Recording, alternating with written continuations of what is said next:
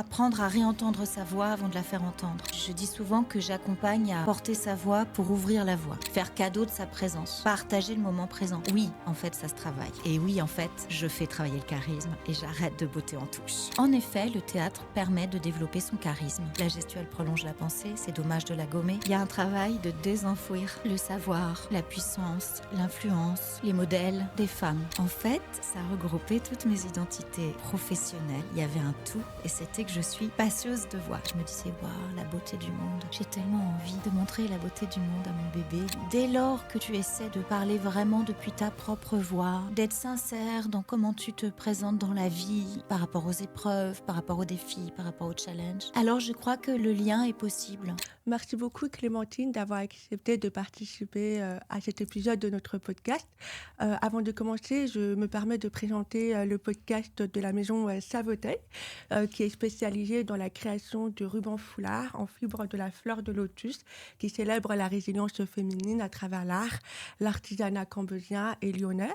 Et dans ce podcast Résilience by Maison Savoteuil, je présente les coulisses de la maison, un projet né d'un rêve, d'une histoire de résilience et d'un chemin personnel, où je partage notre vision d'un luxe holistique, responsable et profondément humain.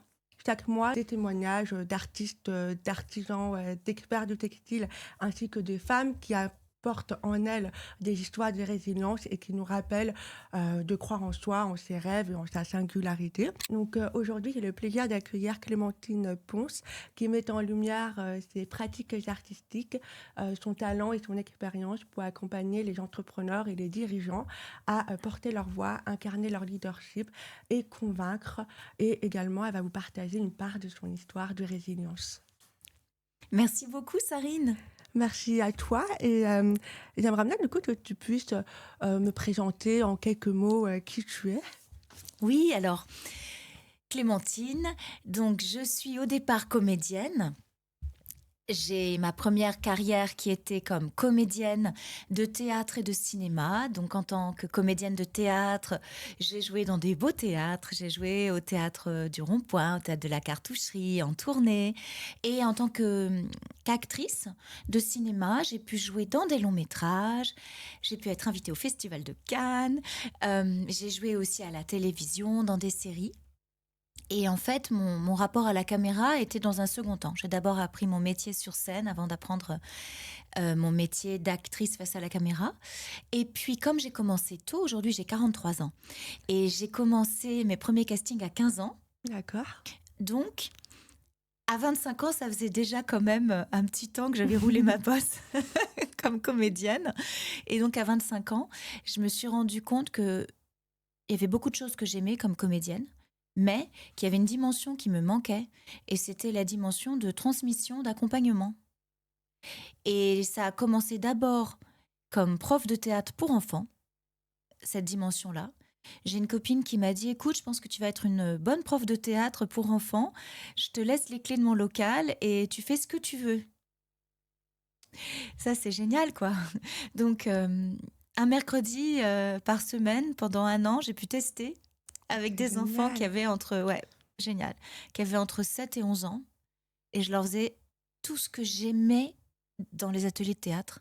D'accord. Et tu faisais ça en parallèle de ta carrière ou tu as arrêté ta carrière et ensuite tu t'es mis vraiment dans le théâtre? Non, j'ai fait ça vraiment à côté de mes projets, tu vois, un mercredi par semaine, et puis les mercredis où je pouvais pas, j'étais remplacée. D'accord. Et j'ai créé une mini troupe idéale comme ça, parce qu'en fait, ma copine, elle s'appelle Cindy Doutre, et ma copine, elle avait dû sentir que j'avais une fibre. Et elle m'avait fait confiance, et donc c'était un très beau cadeau. Et j'avais pu expérimenter plein de choses avec ces enfants. Et notamment, tu vois, je me souviens d'une petite fille qui devait avoir autour de 8 ans. Et j'ai compris avec cette petite fille l'incroyable puissance que ça peut être de donner des cours de théâtre. De donner des cours de théâtre dans un espace qui est différent de celui de l'école, où tu recrées une bulle, où tu apprends aux enfants à s'écouter, tu apprends aux enfants à être patients. Et cette petite fille-là, elle avait des soucis d'élocution, elle avait des soucis, elle lisait pas aussi vite que les autres. D'accord. Et les autres l'ont encouragée. Parce que moi, je distribuais les rôles comme on le fait dans le théâtre professionnel. Je faisais lire les enfants des textes pour être sûre que ça leur va bien. Et donc, cette petite fille, elle avait un peu plus de difficulté à lire. Eh bien, tous les enfants ont été hyper solidaires. Elle a avancé, progressé dans ce cours de théâtre. Et à la fin de l'année, elle a été le petit chaperon rouge du spectacle. C'est incroyable. Elle a été merveilleuse.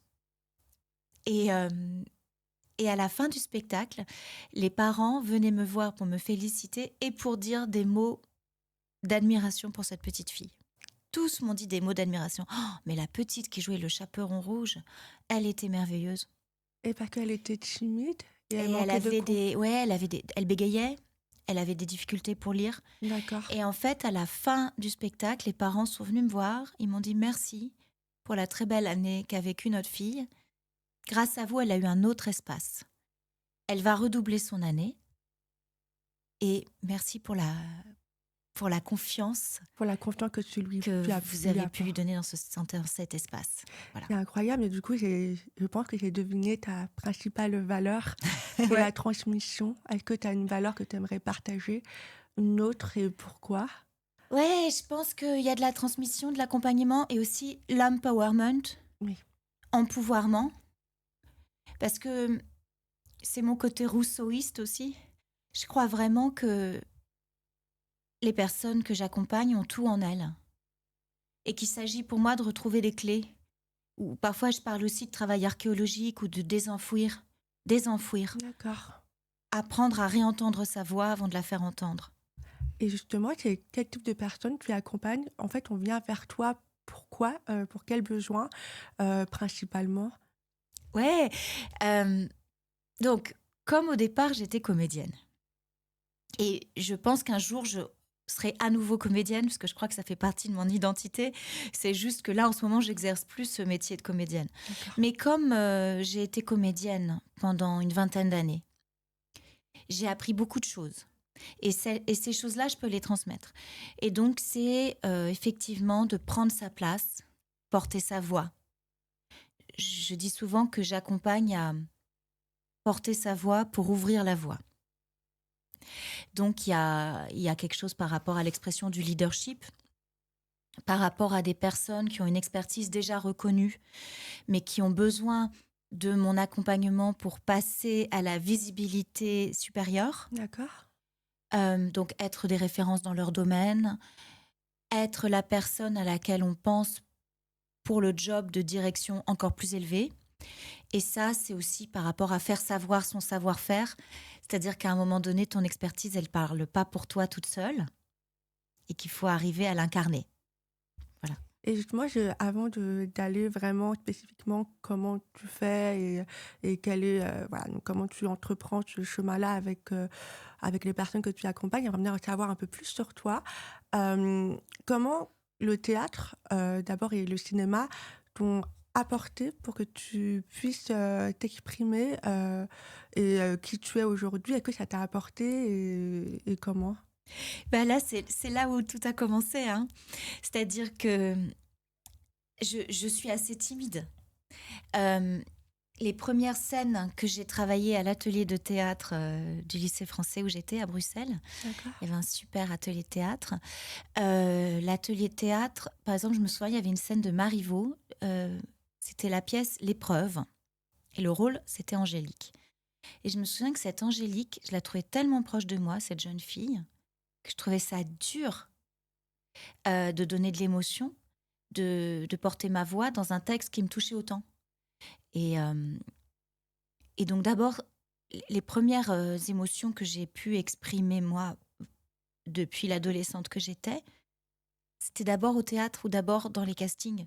C'est-à-dire que je me souviens qu'un de mes premiers castings adolescente, le directeur de casting m'a demandé d'exprimer de la colère, D'accord. que j'ai pu le faire à travers une scène d'improvisation, et que cette colère, je ne l'exprimais pas dans la vie, mais je l'exprimais dans le casting. Et en fait, oui, les premières émotions que j'ai vraiment exprimées en tant qu'adolescente, c'était en jeu, pas dans la vie. Parce que dans la vie, D'accord. je l'ai gardé beaucoup pour moi, pour pas déranger. Et, et c'est vrai que quand tu vas dans des ateliers de théâtre, tu apprends à respirer, tu apprends à porter ta voix, tu apprends à prendre l'espace physiquement et tu apprends à exprimer tes émotions. Parce que dans un rôle, tu donnes tes émotions au rôle. Ouais. Et du coup, autour de mes 25 ans, je me suis dit, OK, c'est chouette, je suis très à l'aise sur scène. Mais est-ce que je pourrais l'être dans la vie aussi? Et donc, c'est un chemin que j'ai fait aussi. C'est un chemin que j'ai fait de prendre mes outils de comédienne de la scène à la ville. Et je me suis rendu compte de façon assez rapide, quand j'ai fait ça, qu'il y avait beaucoup de gens à la ville qui avaient aussi besoin de ces outils de théâtre pour s'exprimer pleinement. Et comment ça se fait qu'au théâtre, tu es parvenue à t'exprimer les émotions que dans la vraie vie, tu oserais moins? Qu'est-ce qui fait la différence? Et peut-être que c'est l'environnement où tu te sens plus en sécurité. Comment ça se fait?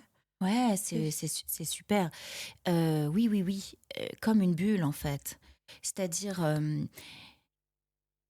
pour moi, ce qui a été plus difficile encore que de dire les textes écrits par d'autres, c'est c'est l'improvisation, par exemple. D'accord. C'est-à-dire que je me souviens d'un tournage. Donc, c'était un film de Maurice Barthélémy qui s'appelle Bonjour, qui est très joli, qui a un petit court-métrage charmant. Je me souviens que Maurice Barthélémy m'a demandé d'improviser à un moment donné. Et comme il était extrêmement gentil et qu'il y avait toute une équipe de tournage qui était là, bah, je l'ai fait. Et après, il m'a félicité. Il m'a dit: ah bah, j'aurais pas pu l'écrire, ce que tu viens de faire. Donc, il m'a aidé à soulever le couvercle, en fait. Mais moi, le fait de faire entendre ma voix avec mes mots, je trouvais ça encore plus difficile que de faire entendre ma voix à travers les mots des autres. Donc, d'abord, c'est de prêter ses émotions, incarner les textes écrits par d'autres. Et puis après, je trouve, dans un second temps, c'est d'arriver à faire entendre sa voix à travers ses mots. Et ça, c'est l'improvisation. Ça, je C'est trouve que beaucoup c'est de encore plus travail. dur. Mais c'est D'accord. très, très puissant. Et comment tu fais pour incarner un personnage d'abord et prêter les émotions par rapport à ce personnage? Par exemple, lors d'un casting, est-ce qu'il y a quelque chose que tu fais en amont, pendant, après? Parce que c'est pas facile de passer d'une émotion à une autre. En fait, le travail des émotions, c'est vraiment, Sarine, je pense, hein, de se laisser traverser, ici et maintenant. Et il y a Isabelle Huppert qui en parle très bien. Euh, bon, Isabelle Huppert, c'est une très grande actrice de cinéma, une très grande actrice de théâtre. Parce qu'il faut savoir qu'Isabelle Huppert, elle choisit avec beaucoup d'exigence aussi les metteurs en scène au théâtre avec lesquels elle travaille et qu'elle fait un travail de troupe quand elle joue au théâtre aussi. Donc Isabelle Huppert qui dit que le fait de jouer, c'est être ici et maintenant. Être ici et maintenant. D'accord. Et donc, comme on parle en méditation, comme on parle en gestalt, comme on parle dans certains courants philosophiques, être ici et maintenant. Et tu vois, on parle être au présent, et pour l'acteur, on parle aussi de la présence. Faire cadeau de sa présence. Partager le moment présent. C'est pour ça aussi qu'on aime aller au théâtre. C'est parce qu'on partage le même moment présent avec les acteurs sur scène. Donc, être traversé. Je pense que elle en parle très très bien. Isabelle Huppert, Juliette Binoche aussi en parle très bien. Juliette Binoche, elle dit que, en gros, tu prépares, quand tu es actrice, tu prépares, tu vas à la bibliothèque, tu lis sur la période, par exemple, du film, tu vas emmagasiner beaucoup d'infos, mais ensuite, on va dire action. Et action, c'est ici et maintenant. Donc, action, c'est du lâcher-prise. Et action, du lâcher-prise, c'est d'avoir fait cette disponibilité pour que, quand tu prêtes en fait ton corps, ta voix, tes émotions au rôle et au texte, tu sois traversé, voilà, dans le moment où tu joues la prise, ou au théâtre dans le moment où tu joues la pièce. Merci pour ce partage parce que c'est vraiment pas évident. C'est comme un travail sur soi, j'imagine, en premier. Et je voulais aussi savoir le moment où tu as compris que l'art fait vraiment partie de toi? C'était quand? Que ça soit le théâtre, le cinéma, la transmission? Mais je crois toujours, en fait, c'est ça qui est drôle. C'est que quand j'étais petite, hein, plus petite même que mon aîné, tu vois, mes enfants aussi, c'est 3. Donc, plus petite encore que mon aîné. Entre l'âge de ma petite et l'âge de mon aîné, les premiers souvenirs, je suis déjà en train de monter sur une table et chanter une chanson de Charlie Chaplin, euh, When the Saints Go Marching In. Je me souviens d'avoir chanté cette chanson alors en yaourt, tu vois, et d'avoir pris un chapeau qui passait. Mes parents ont des vidéos de moi qui prend les chapeaux qui passent dans le couloir et qui fait des espèces de scénettes. Et j'ai peut-être 4 ans et mon frère a 3 ans. Il me suit derrière, tu vois. Et donc, je crois que quand j'ai appris à écrire l'alphabet, j'ai écrit des histoires avec des mots qui n'étaient pas formés. Mais si tu les lisais à voix haute, les histoires, c'était des vraies histoires. Et donc, avant d'apprendre l'écriture, ben voilà, je faisais ce que je te décris. Et je me souviens, mais je pense autour de mes 6 ans, que j'ai été très déçue de savoir que les acteurs dans les films, c'était pas eux qui avaient décidé d'écrire l'histoire. Ça, j'ai trouvé ça très décevant. Je me dis, mais quoi? Mais c'est pas eux qui racontent l'histoire, c'est pas leur histoire. Je trouvais ça très décevant. Et, et aussi, je me souviens, tu vois, un souvenir vraiment très ancien, hein, je dois avoir autour de 6 ans. Ma mère m'a expliqué que quand il y a le soleil qui passe derrière l'horizon à la mer, ça s'appelle le rayon vert et qu'il faut faire un vœu. D'accord. Et je me souviens que je fais mon vœu d'être une artiste, quoi que ce soit une artiste qui peint, qui raconte des histoires, je veux être une artiste. Et ça, c'est fou. Tu avais quel âge à ce moment-là? 6 ans. 6 ans? Ouais. Waouh, donc l'art, ça a toujours fait partie de toi, quoi, Toujours, depuis que toujours, tu es née. toujours. Ouais. Ah, donc du coup, j'aimerais savoir aussi, du coup, ton métier aujourd'hui. Tu as pu développer tout à l'heure, mais est-ce que tu aimerais plus développer sur cette partie-là? Comment tes pratiques artistiques ont influencé et enrichi dans ton accompagnement pour les entrepreneurs, les dirigeants ou les personnes qui souhaitent être accompagnées par toi? Ouais, bah, tu vois, ça a été assez naturel au départ. Je prends des cours de chant avec une fille géniale qui s'appelle Julie Lecrenet, qui est chanteuse lyrique et coach vocal. Et on se raconte toutes les deux notre quotidien quand elle me donne des cours de chant. Donc, on a chacune des quotidiens d'intermittente du spectacle, où parfois il y a des spectacles ou des projets qui nous tiennent à cœur, qu'on aime. Puis parfois il y a des choses un peu ingrates parce que, bon, bah voilà, quand tu es intermittente du spectacle, tu dis oui aussi à des projets où c'est pas comme ça que tu aurais designé le projet, ça te prend un peu en énergie, etc. Et on se dit, mais au fond, nous, ce qu'on a envie de faire, c'est notre petite entreprise. Et dans notre petite entreprise, on va mettre quoi? Et donc, c'est comme ça que ça a commencé. Donc, dans les années 2010, c'est-à-dire à un moment où c'est vrai qu'on ne parle pas beaucoup d'intelligence émotionnelle, on ne parle pas beaucoup de coaching à la prise de parole en public, on est un petit peu pionnière. Et on fait ça avec beaucoup de liberté, on fait ça avec ce elle sait comme chanteuse et ce que moi, je sais comme comédienne.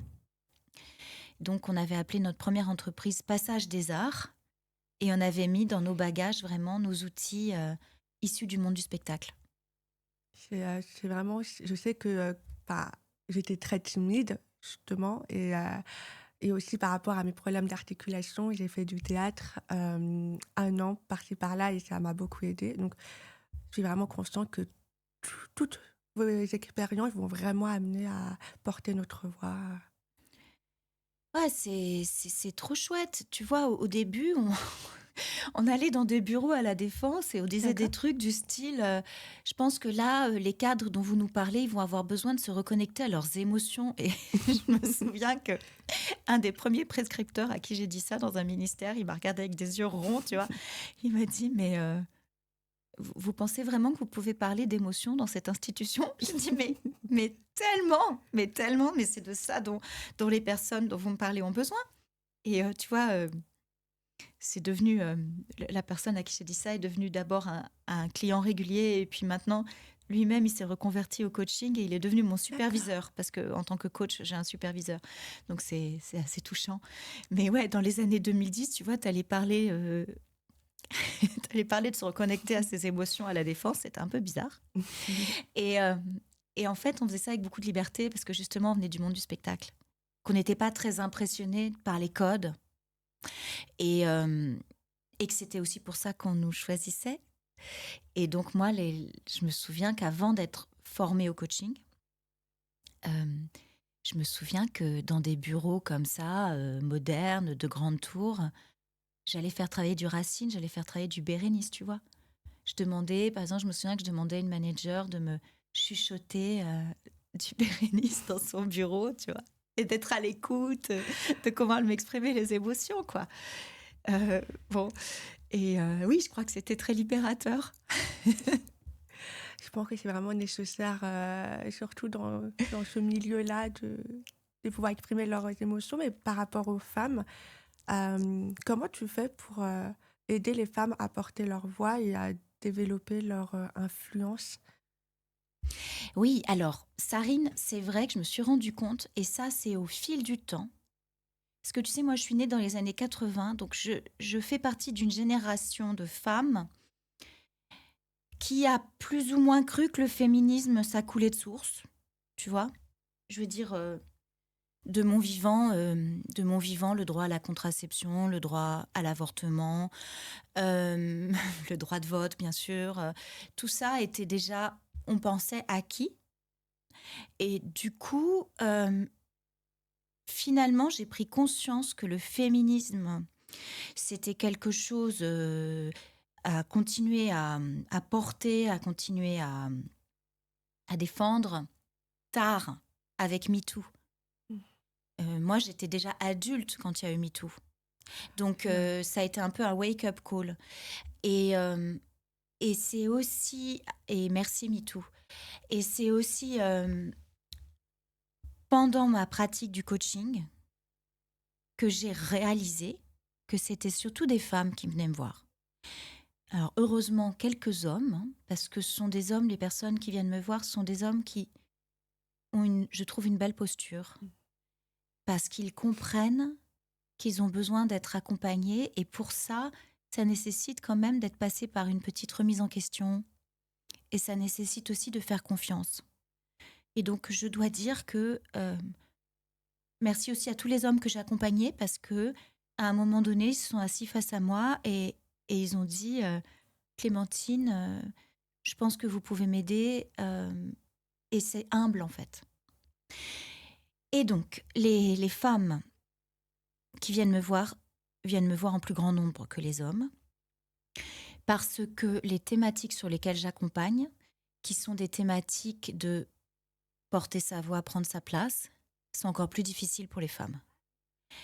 Alors ça, c'est sociétal, c'est systémique. Euh, et il y a plein d'études sur la question, hein. Mhm. Tu sais que les petites filles sont beaucoup plus interrompues dans une salle de classe ou à la maison que les petits garçons. D'accord, ok. Et puis, même dès l'école, alors heureusement, tout ça, c'est en train de changer, hein, et ça va dans le bon sens. Mais dès l'école, tu vois, l'espace de la cour de récréation, qui est-ce qui prend l'espace dans la cour de récréation? Les petits footballeurs. D'accord, ok. Et donc, aujourd'hui, en fait, il y a des études qui sont faites pour que l'espace physique, l'espace géographique des cours de récréation soit plus inclusif. Parce que peut-être que toi, Sarine, tu as vécu la même chose que moi. Les petits garçons, les petits footballeurs, ils prennent tout l'espace dans la cour de récréation. Et les filles, elles jouent à la corde à sauter sous le préau. C'est Hein? exactement ça. Oui, et aussi, quand on saute non, La corde à sauter? la corde à sauter, mais il y avait Ah oui, aussi le fil. des numéros 1, 2, 3, Ah, la 4. marelle. À la marelle, voilà, c'est ça. Ouais, On jouait à ça. Ouais, dans le préau, sous le préau. ouais, c'est ça. À l'écart. Ouais, en périphérie. Ouais, c'est vrai. Étonnamment, je n'ai jamais remarqué, en fait. Je te donnerai un lien si ça t'intéresse. J'avais écouté une émission euh, sur France Inter. Je crois que c'était dans Grand Bien vous fasse. Et donc, ça parlait de ça. Comment On peut repenser l'espace pour inclure davantage les femmes, les mères et les filles. Et donc du coup, c'est un travail qui est difficile pour les femmes pour développer leur influence et comment toi, tu les accompagnes? Donc encore une fois, tu vois, par rapport à mes valeurs, Ouais. je pense vraiment que les femmes ont tout en elles. Les femmes ont tout en elles. Mais il y a un aspect archéologique à faire, une petite fouille, désenfouir. Désenfouir. C'est-à-dire, quand je dis faire le travail d'entendre sa voix avant de la faire entendre. Entendre sa voix. J'ai besoin de quoi? J'ai envie de dire quoi? Donc il y a un livre, moi, qui a été life-changing, qui m'a d'une certaine manière sauvée. C'est le livre Femmes qui courent avec les loups de Clarissa Pinkola Estés. Et Clarissa Pinkola Estés, dans Femmes qui courent avec les loups, elle est conteuse, elle est psychanalyste. Et elle dit qu'elle fait un travail de fouille archéologique D'accord. pour que les femmes aient de nouveau accès à leur inconscient sauvage, à la part de leur inconscient sauvage. Alors elle prend les contes, Barbe Bleue, Le vilain petit canard, et elle va retrouver des sources plus anciennes, plus archaïques que ce que Perrault ou les frères Grimm ont fait. Parce que ce que Perrault ou les frères Grimm ont fait, ou les autres, Andersen, il y a beaucoup de couches de patriarcat qui sont venues, en fait, brouiller le message. Et donc, elle, ce qu'elle fait, c'est qu'elle va retourner à la source des contes. Et elle a une manière d'écrire où tu le lis avant de te coucher, tu fais des rêves. Et le lendemain, tu notes tes rêves. Enfin, moi, en tout cas, ça a été comme ça. Et donc, ce travail-là, désenfouir. Et elle dit que, par exemple, au cœur de chaque femme, il y a une figure de l'inconscient qu'elle appelle la que sabe, celle qui sait. Celle qui sait. Et c'est vrai que moi, en coaching, c'est très rare que je donne des conseils. Après, parfois, je donne des techniques. Je donne des outils. Mais mon idée, c'est, en fait, la femme, elle sait, au fond d'elle, ce qu'elle veut faire, le message qu'elle veut faire passer. D'accord. Et c'est juste de reprendre contact avec ça. Et puis après, moi, je peux donner des outils pour un peu faciliter la prise de parole. Mais je pense qu'au départ, c'est vraiment un réalignement. Et dans la même lignée, le charisme, que ça soit pour les hommes ou les femmes, je voulais savoir comment toi tu le définis, parce que c'est quand même difficile à définir dur. ça. Et est-ce que c'est quelque chose d'inné ou au contraire, c'est quelque chose qu'on peut travailler? Mais super question, hein, Sarine. Alors, pendant très longtemps, j'ai botté en touche, mais là, je vais répondre. Pendant très longtemps, j'ai botté en touche parce que les comédiens sont vus comme des personnes charismatiques. Et du coup, c'est pour travailler son charisme que beaucoup de gens sont venus me voir. Et souvent, j'ai botté en touche en disant je préfère parler de présence, je préfère parler d'impact. Mais en fait, le charisme, l'aura aussi, c'est vrai que c'est rare que je parle d'aura, mais on parle un peu de la même chose. Oui, en fait, ça se travaille. Et oui, en fait, je fais travailler le charisme et j'arrête de botter en touche. Donc, au départ, charisma, les Grecs, c'est un don divin. Et c'est un don divin, c'est une personne qui a de l'influence, effectivement, sur les autres. Elle a reçu ce don. En fait, les Grecs, ils se sont déjà intéressés à la question. Aristote, et même avant Platon, quand il parle des sophistes, et Aristote, quand il parle d'éloquence, ils se sont déjà intéressés à qu'est-ce qui fait qu'on va écouter, qu'on va être convaincu, qu'on va être influencé par des orateurs. Donc, ça se travaille. Alors, Aristote, l'éloquence, la rhétorique, il en parle beaucoup. Et tout ce qu'il dit, disons, je ne sais pas parce que je n'ai pas lu tout Aristote, mais disons l'essentiel de ce qu'il dit, je trouve que c'est encore très pertinent. Par exemple, il dit un truc du style, quand tu prends la parole, si tu veux vraiment convaincre, c'est bien d'avoir un dosage, un équilibre entre ce qu'il appelle l'éthos, donc la légitimité, le sérieux, la réputation, le pathos, l'émotion, Mmh. et le logos, c'est-à-dire comment ta pensée elle est structurée. Bon, donc ça c'est vraiment génial d'avoir ces trois.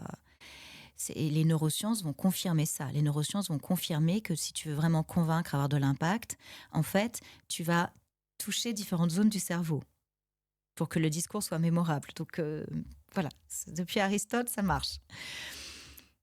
Donc ça, c'est par rapport à l'éloquence. Et par rapport au charisme, alors en effet, le théâtre permet de développer son charisme. Les acteurs parlent peu de charisme. Les acteurs parlent en effet de présence. Et ils ont plein d'expressions pour parler de ça. Elle passe la rampe, elle dégage, elle envoie. Il y a une énergie. On parle de générosité aussi au théâtre. Pour moi, le charisme, c'est aussi l'expression d'une personnalité unique. Mais ça aussi, ça se travaille. Parce qu'en fait, je pense que tout le monde a un angle unique, mais il suffit juste de l'assumer. Donc, partir de son parcours, de sa personnalité, de ses valeurs, de sa sensibilité, et de l'assumer. Ça va donner du charisme. Puis après, il y a du charisme dans la façon de se mouvoir, la prestance. Donc, ça aussi, ça se travaille. C'est-à-dire être ancré, stable et droit. Avoir une gestuelle qui exprime vraiment sa pensée. La gestuelle prolonge la pensée, c'est dommage de la gommer. Utiliser des silences, travailler sa voix. Oser regarder dans les yeux. Sourire. Quand on a une raison de sourire. Louise Brooks, qui était une des grandes actrices du muet, elle disait « Je ne souris que quand j'ai une raison de sourire ». Ça, c'est très juste. C'est pas la peine de sourire pour s'excuser. Mais c'est dommage d'oublier de sourire quand on a une raison de sourire. Donc ça met de la chaleur. Ça met de la vie. Voilà des petites techniques pour avoir du charisme. Merci beaucoup. On va revenir un peu plus sur tes projets et ta vie de solo-entrepreneur. Mais là, j'aimerais amener à aller un peu plus au cœur de la maison Savotel, c'est sur ton histoire de résilience. Est-ce qu'il y a une partie de ton histoire, de ton parcours, que tu aimerais nous partager et quelle histoire Alors, comme je sais que ton podcast parle de résilience, j'ai réfléchi à ça. Et pour moi, il y a deux moments, il y a deux thématiques de résilience chez moi. Alors, une thématique qui est professionnelle, mais qui est aussi quand même liée à mon identité, c'est qu'en tant que comédienne, j'ai eu un passage vraiment avide. C'est-à-dire, donc j'ai été comédienne comme métier principal pendant une 15aine d'années. Mais à l'issue de ces 15 ans, je me suis sentie en bout de course. Je me suis sentie déçue, je me suis sentie en souffrance parce que je n'étais pas arrivée à l'endroit où je voulais arriver. Et où tu voulais arriver ? À un endroit où c'était plus aussi dur, c'était plus quelque chose qui était tellement de l'ordre du combat pour être admise ne serait-ce qu'au casting. Et en fait, pendant 15 ans, je me suis vraiment battue. Je pense, de façon très loyale et très fair-play, mais battue dans le sens de me faire connaître, de me faire reconnaître. Ce qui fait qu'assez rapidement, j'ai été reconnue d'une certaine manière par des références professionnelles. C'est-à-dire que ça arrivait, par exemple, que les directeurs de casting donnent des descriptifs de ce qu'ils cherchaient en disant du style Clémentine Pons. C'est-à-dire les directeurs de casting, à un moment donné de ma vie, savaient qui j'étais.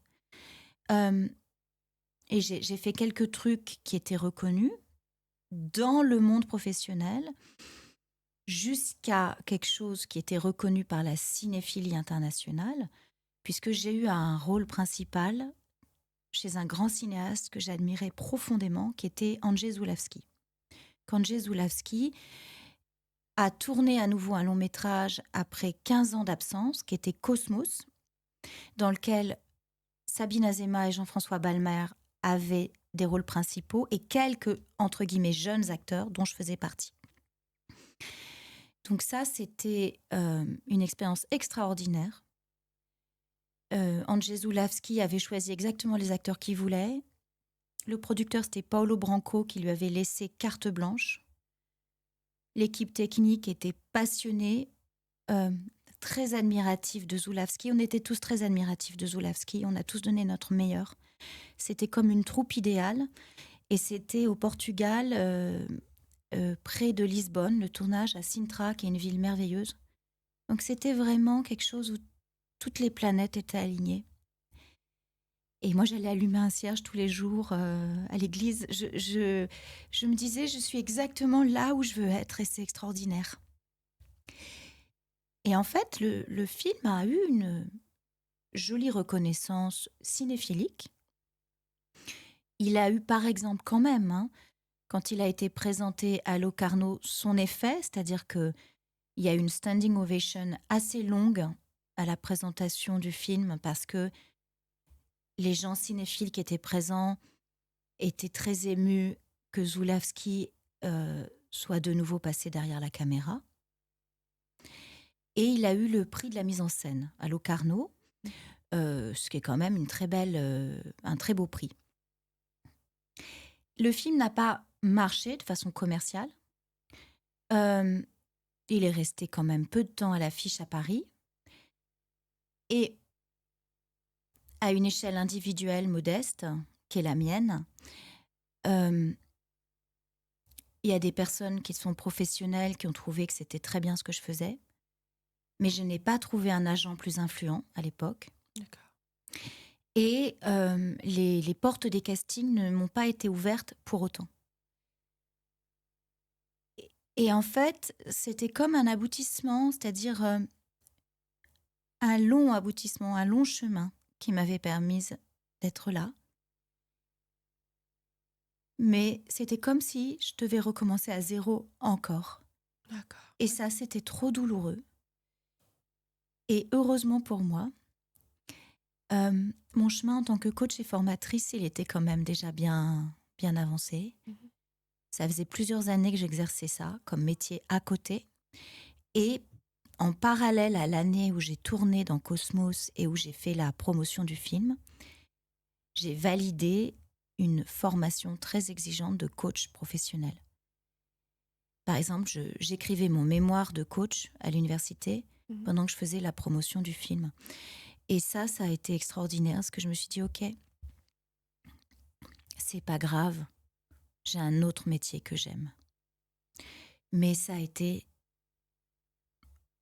une page douloureuse à tourner de ne pas être arrivée là où je voulais. Ça, c'est le premier. Est-ce que c'est vraiment une page que tu as tournée dans le sens, est-ce qu'aujourd'hui tu aimerais reprendre cette carrière en parallèle du coaching ou c'est vraiment, tu as définitivement fermé la porte? Non, ça va, j'ai pas définitivement fermé la porte. Donc, je suis devenue mère. Ça a été une révolution. Je suis allée vivre à Hong Kong pendant 3 ans avec mon mari, donc c'est là que je suis devenue mère. C'était merveilleux de pouvoir me dire, quand j'ai dit à mon mari « Ok, c'est bon, je te suis à Hong Kong », de pouvoir me dire « Ah, mais je suis autre chose qu'une comédienne à Paris ». Ça, c'était extraordinaire. J'ai continué à donner des cours de théâtre à Hong Kong et aussi des coachings, des formations en français et en anglais.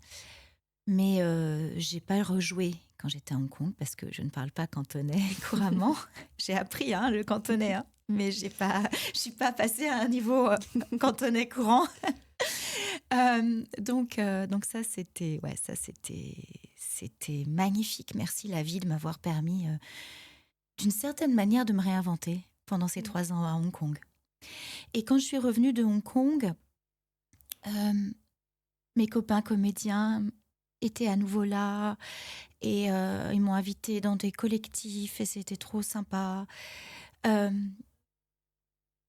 c'était vraiment gentil qu'ils considèrent que j'étais encore comédienne alors que je n'avais pas exercé quand j'étais à Hong Kong. Et parfois, il y a même des gens qui pensent à moi pour des castings. Donc, en fait, oui, je pense que dans Dans mon réseau, les gens pensent que je suis encore comédienne. J'ai un tout petit peu joué D'accord. pendant ces quelques années. J'ai notamment une amie très proche qui m'a confié un rôle dans son long métrage alors que je venais d'accoucher de mon deuxième enfant. C'était vraiment extraordinaire. C'est mon amie Adeline Picot et son long métrage, c'est Sirène, au pluriel. Donc oui, c'est quand même encore en filigrane. Et puis bon, ce que je te confiais avant notre interview, c'est que je suis en train de préparer un podcast en solo, donc un podcast narratif. Et en fait, c'est un peu mon rêve d'enfant. Tu te souviens, je t'ai dit, mais qu'est-ce que c'est que ces acteurs qui racontent pas les histoires qu'ils ont eux-mêmes écrites? Et là, je vais raconter des histoires que j'aurais moi-même écrites. Donc, je serai à la fois autrice et interprète. J'ai vraiment hâte de découvrir les épisodes. En plus, est-ce que tu peux en dire plus? Parce que c'est vraiment intéressant. Tu mets en valeur des histoires de chaque femme plus ou moins connue. Ouais, tu es hyper gentille. Donc, je vais annoncer le titre de mon podcast. En fait, il va s'appeler « Être une femme libérée ». Entre parenthèses, c'est pas si facile. Être une femme libérée. Et donc, c'est cette idée qu'il y a un travail de désenfouir le savoir, la puissance, l'influence, les modèles des femmes. Et du coup, ça va commencer par là, ça va commencer par des histoires de femmes éloquentes qui ont des choses à nous apprendre sur ça, sur la pluralité des modèles de femmes, la pluralité du savoir, la pluralité des voix. Et ce podcast, il y aura des extraits dans ta page Instagram. Je sais que tu viens de les ouvrir. Est-ce que c'est écrit dans quelle page? Parce que je sais qu'il y en a 2 pages. Oui. Je pense même que je vais avoir 3 pages là. Ah, d'accord. Écoute, oui, c'était aussi très joli. C'était un truc identitaire vraiment joli. C'est que pendant longtemps, j'ai compartimenté. Qu'est-ce que je fais comme coach formatrice? Qu'est-ce que je fais comme comédienne? Assez vite, j'ai compris que dans le monde corporate dans lequel je m'adresse en tant que coach et formatrice, le fait que j'étais comédienne était très joliment perçu. Donc ça, c'était... En fait, dès le démarrage, j'ai compris ça. En revanche, j'avais un complexe. C'était de dire, en fait, je ne suis pas comédienne à plein temps. Vous savez, je fais aussi autre chose. Et ça, c'était un complexe. Ça voulait dire, d'une certaine manière, j'ai échoué.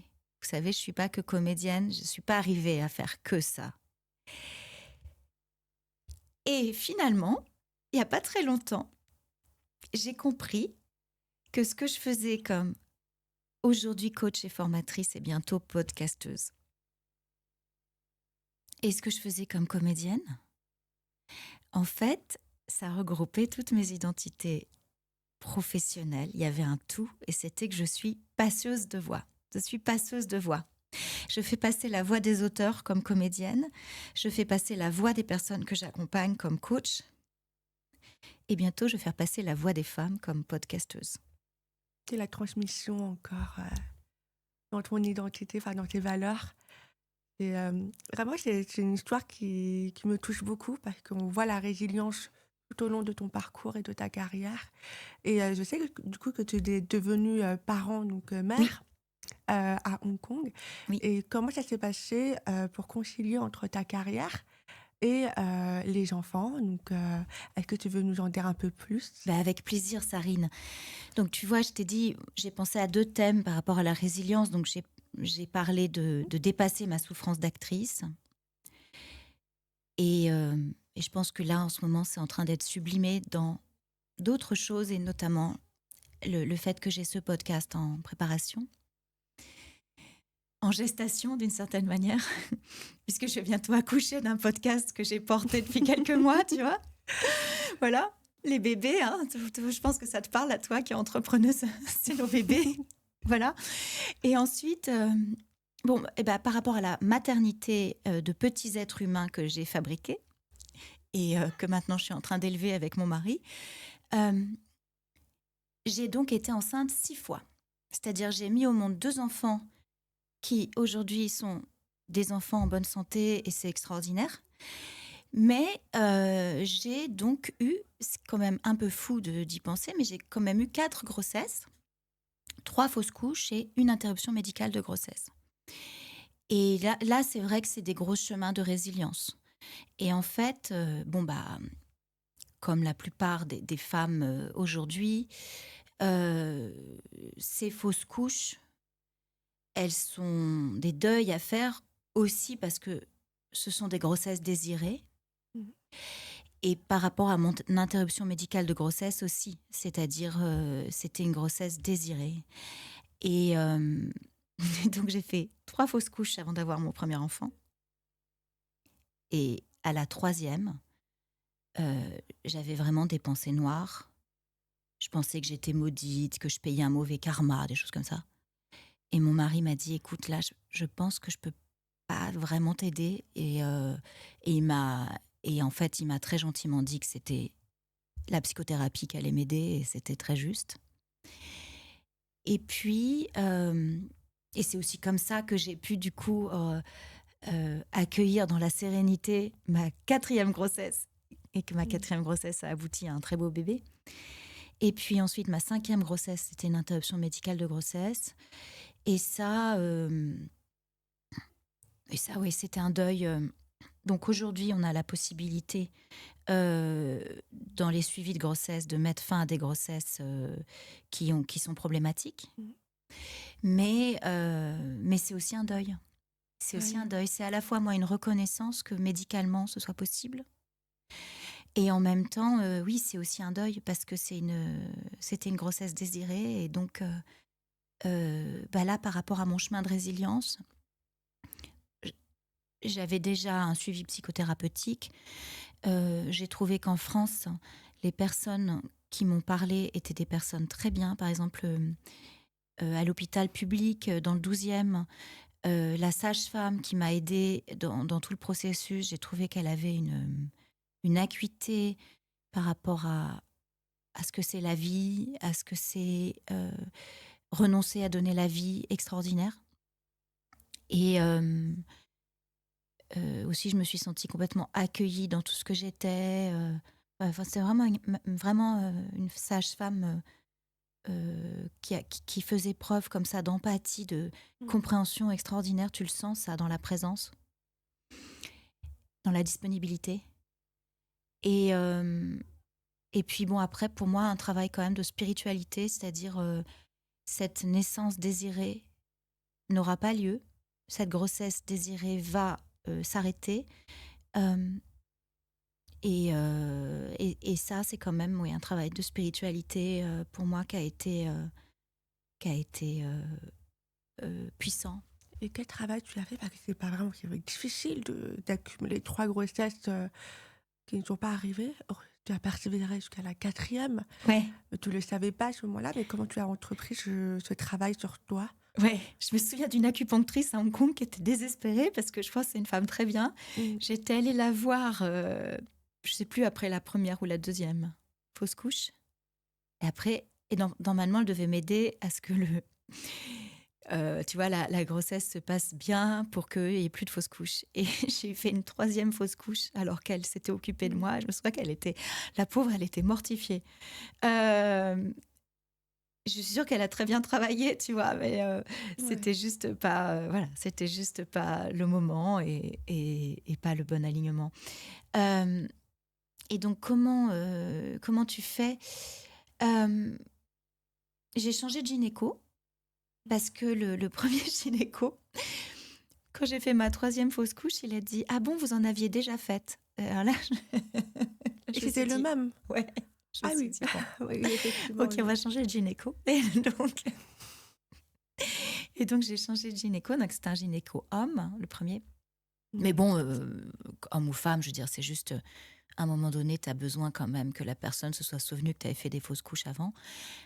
Et donc j'ai changé de gynéco. Là, j'ai une gynécologue femme qui, à ma 3e fausse couche, a été très pédagogique, m'a expliqué ce qui s'était passé, a fait les examens médicaux qu'il fallait, a eu une façon de m'expliquer qu'en fait, j'étais pas,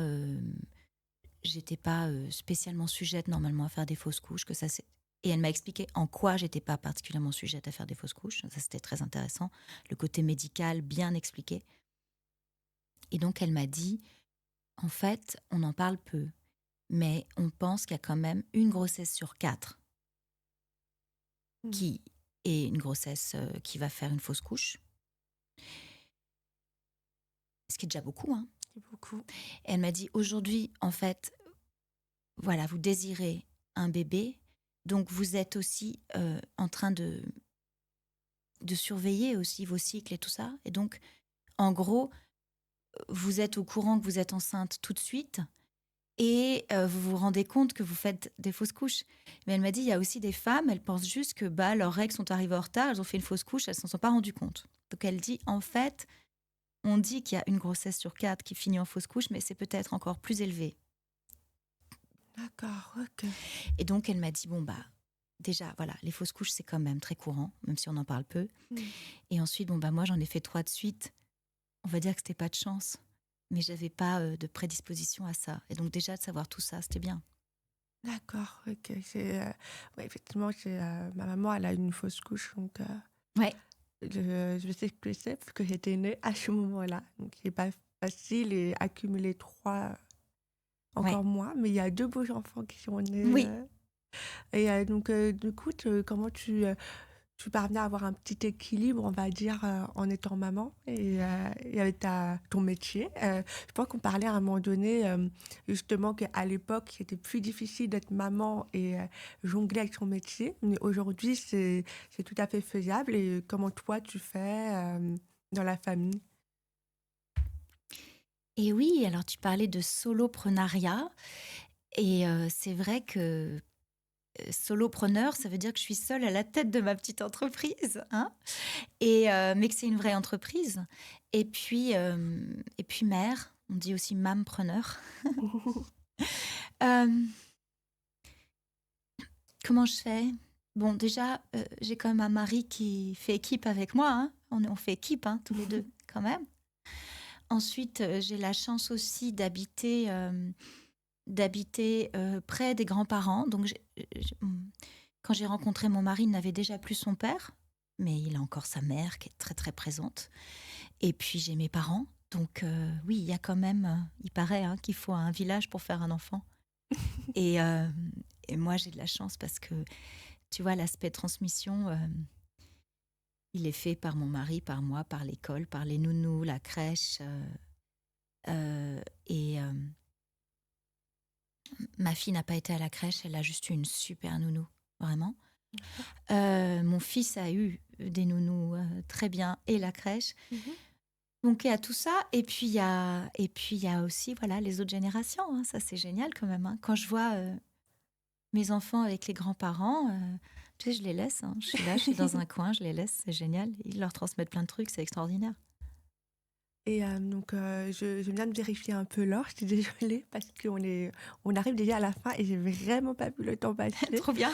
Et donc, du coup, j'aimerais bien te poser quelques dernières questions. D'abord, par rapport à l'univers de la maison Chavoteil, qu'est-ce que pour toi signifie la fleur de lotus que tu veux voir sur le cadre? C'est magnifique la fleur de lotus. Et moi j'en ai vu beaucoup à Hong Kong. Il y a un endroit à Hong Kong où il y a des fleurs de lotus sublimes. C'est le Hong Kong Park.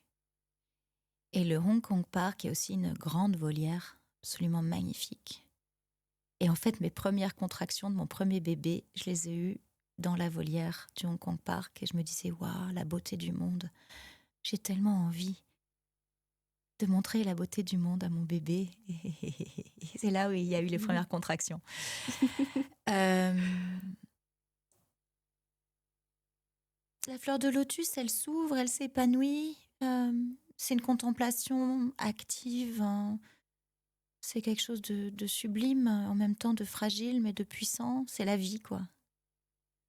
Merci beaucoup. C'est exactement ça, c'est une fleur qui s'épanouit. Malgré que dans des eaux assez boueuses et elle s'épanouit en une fleur, incroyablement belle et elle vit de milliers d'années. Donc elle repousse, donc c'est vraiment malgré les épreuves, on peut atteindre la lumière. Waouh! C'est c'est vraiment toute l'histoire de la fleur et nous reste encore un peu de temps, donc j'ai plein de questions à te poser. Trop bien. Est-ce que tu as un dernier message que tu aimerais, transmettre, aux personnes qui vont écouter le podcast?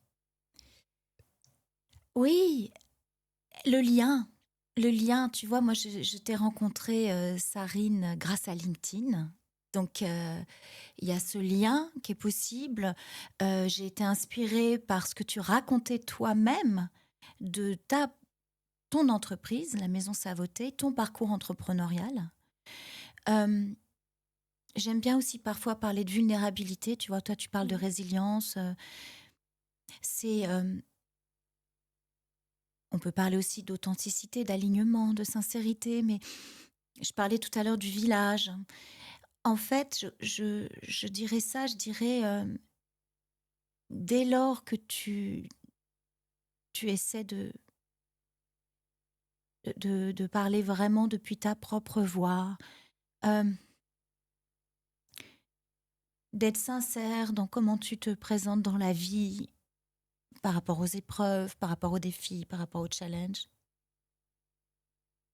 alors je crois que le lien est possible et que tu peux trouver sur ton chemin des personnes avec lesquelles faire le chemin, avec lesquelles s'épauler. Merci beaucoup pour ce message. Ça me touche vraiment parce que c'est vrai que grâce au projet, je rencontre, des personnes incroyables comme toi. Tu rencontres des personnes incroyables. C'est ça, grâce au projet Ouais. et ça même si aujourd'hui c'est difficile parce que, le foulard n'est pas encore matérialisé, on est encore en développement, je gagne pas forcément de l'argent, hem, mais ça même si demain, enfin j'espère qu'il va réussir, mais même si demain j'échoue, je garderai toujours ce projet en side parce que c'est grâce à ce projet que je fais des rencontres incroyables. Et ça, je ne remercierai jamais assez pour ce projet. Et enfin, la dernière question est la question signature. Sur nos foulards, on dessine des motifs, donc des dessins symboliques. Ça peut être un mot, ça peut être un symbole ou un élément de la nature. Enfin, on peut tout dessiner. Et est-ce que toi, tu aimerais dessiner quelque chose sur ce foulard? Et qu'est-ce que ce serait? Tes cœurs.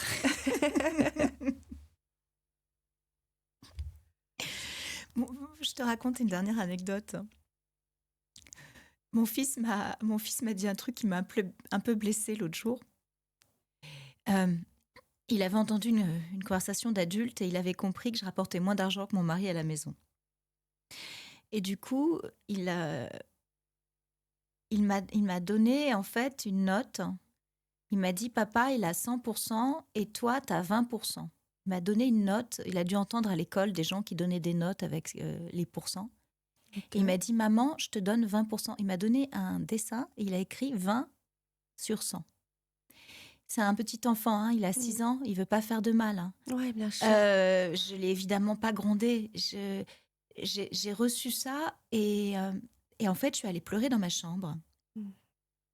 Et son papa, heureusement, a eu des mots justes. Il a expliqué à mon fils qu'en fait, j'étais en train de développer mon activité, que je contribuais à hauteur de ce que je gagnais. Et, euh, et je pense qu'il a eu aussi des mots justes par rapport à l'argent, par rapport au fait que l'argent n'est qu'un moyen, que ça n'a pas, ce n'est pas lié à la valeur de qui tu es. Et du coup, mon fils est venu me demander pardon de m'avoir fait de la peine. Et il m'a fait un dessin avec plein de cœurs que j'ai accroché à côté de mon lit. Voilà. Merci beaucoup pour ce partage et ton partage. Et je retiens bien pour les cœurs. Et donc, je vais remercier aussi à vous de nous avoir écoutés. Et la maison Savotel sera très bientôt lancée. Si vous avez été touché par l'histoire de Clémentine, n'hésitez pas à partager cet épisode, vous abonner au podcast. et à nous suivre sur Instagram, Maison Savoteuil. Merci beaucoup en tout cas. Merci beaucoup à Merci toi, vraiment. Sarine.